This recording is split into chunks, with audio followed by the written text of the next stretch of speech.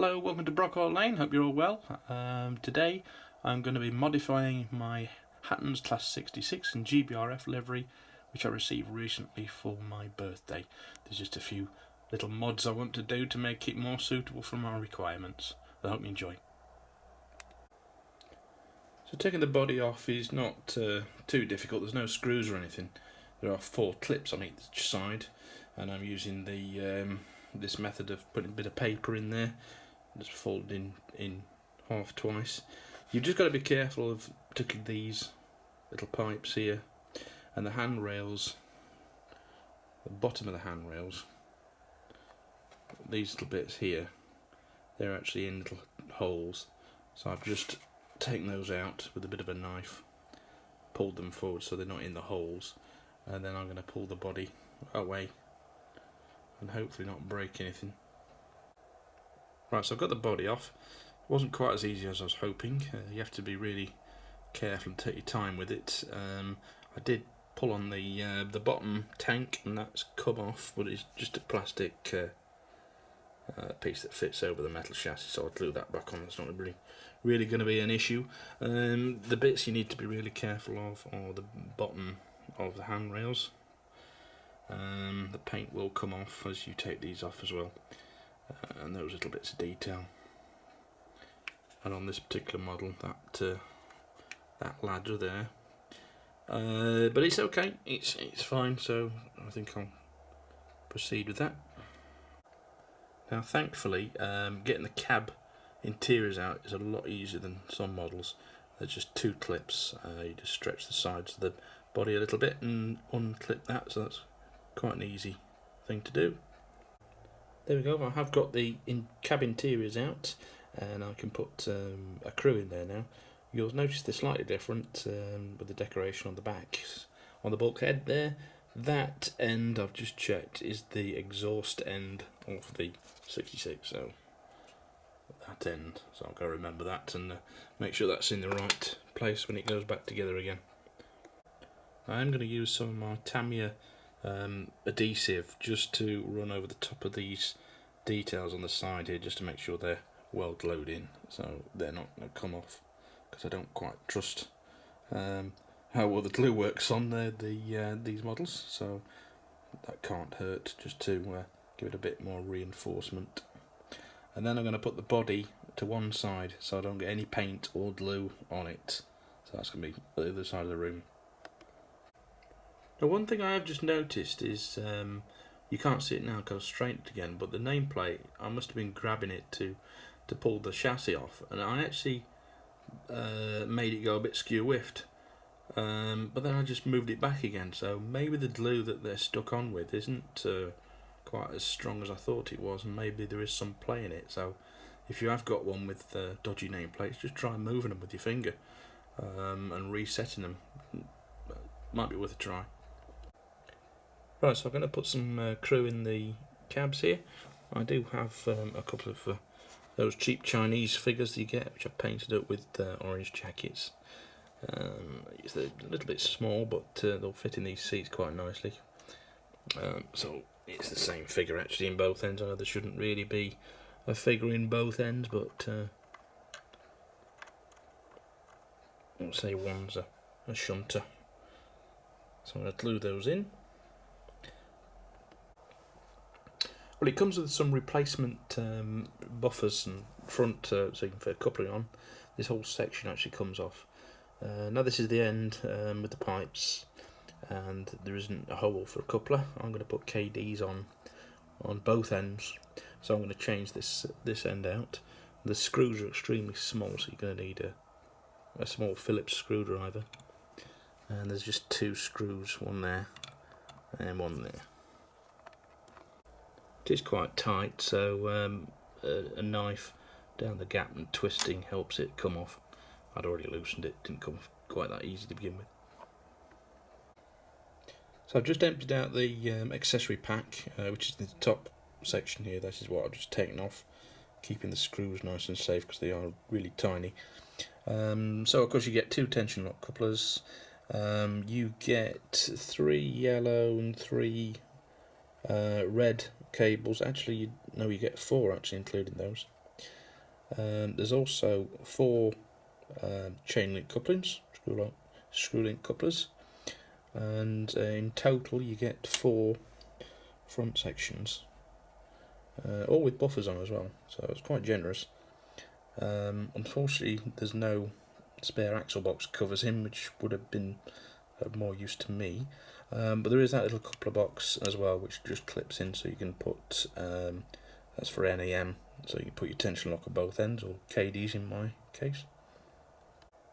So I'm going to be using that one with the hole in.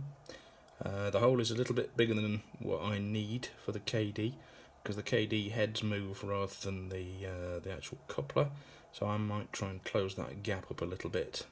Either that, or could drill a smaller hole in that one, but I think the best thing to do is probably try and close that off a little bit.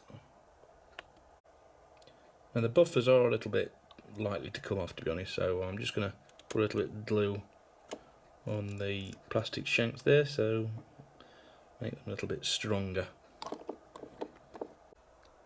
So I fitted the new plough, or whatever you call it, with the hole in, fitted a KD through there, fitted the 2 pipes in place, and I've also put the hook above the KD, but I have snipped off the actual chain, so there's just the hook there. So all those pieces I'm not going to use, so I'm going to pop those back in the plastic bag and put it in the box, just in case I sell it in the future and somebody wants to put those back on, or maybe I'll use some of those parts in the future if I'm not going to sell it. Now I've just modified that and closed that gap up a little bit more. I'm using a little bit of paper with a slot cut in it to go around the KD.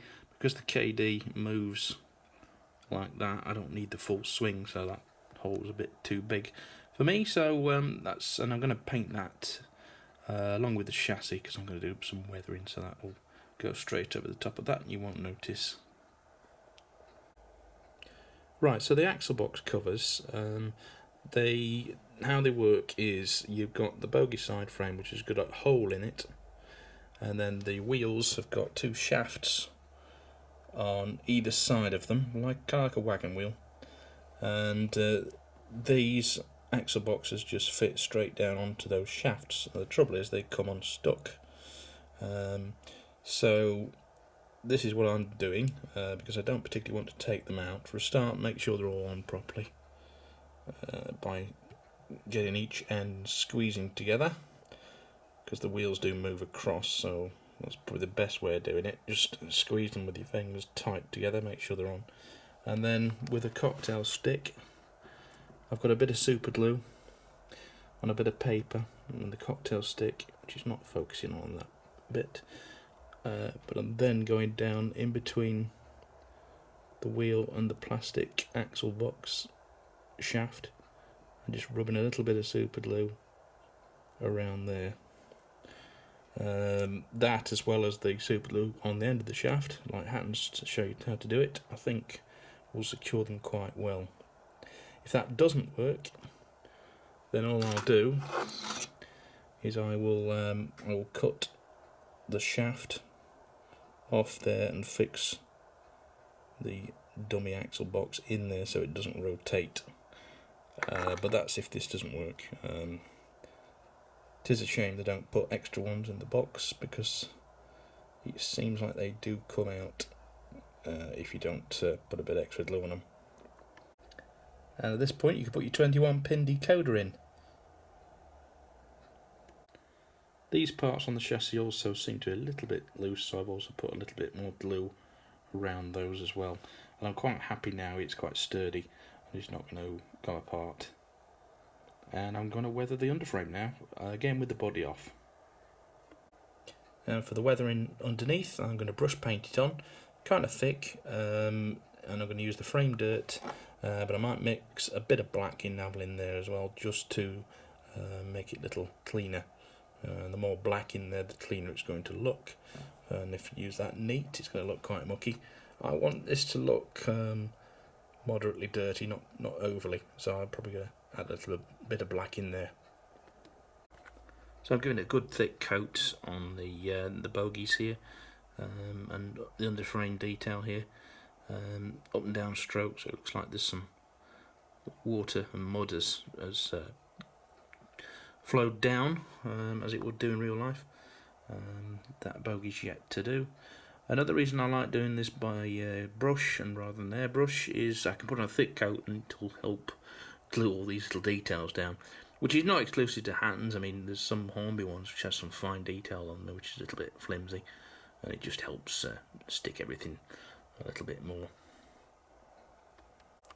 I've also painted this inside grille in the same colour, which I think might look quite effective when the body's back on.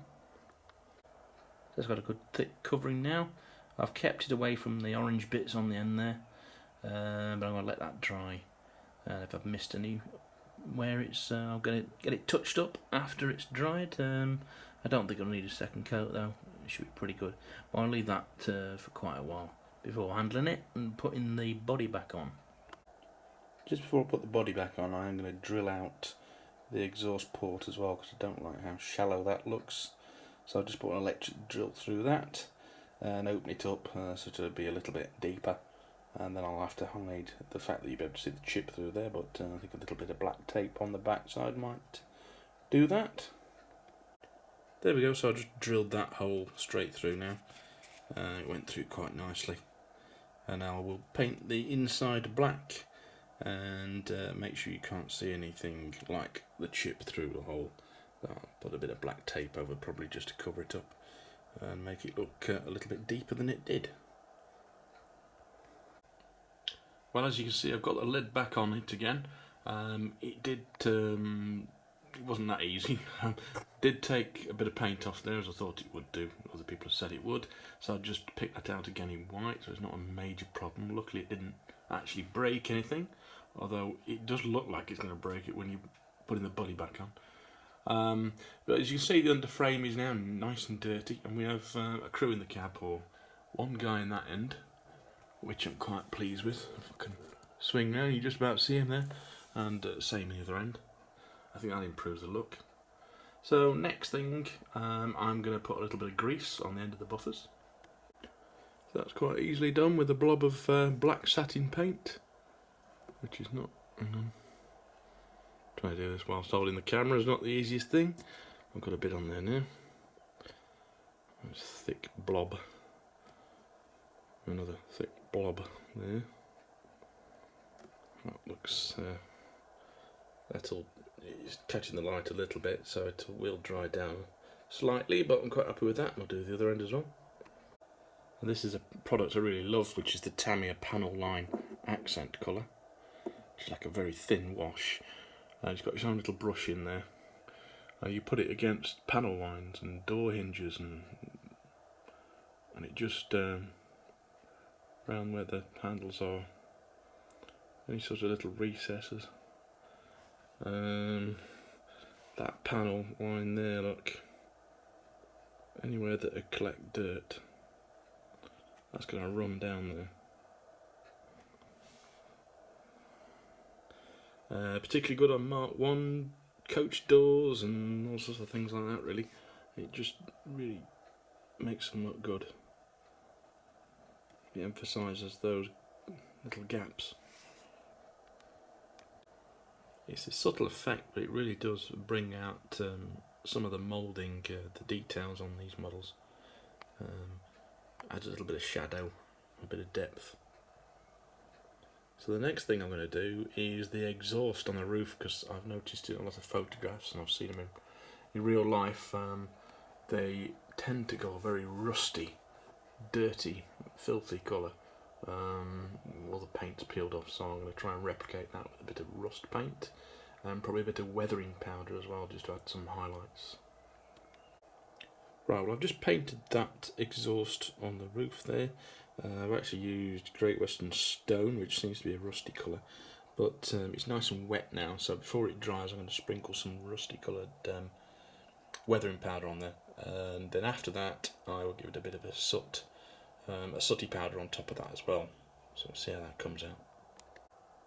Well, there she is, finished, weathered underside, and also the exhaust port on the top, a nice rusty colour, and seems standing on my only modern wagons, which are these timber wagons. I've just finished those off with some strapping around the logs, which is masking tape, blue masking tape, very thin, which is already very thin, but cut down the middle in half and just wrapped around there and secured with a bit of glue at the bottom. So I think they make a nice pair of wagons, and I hope to add to those with at least a couple more.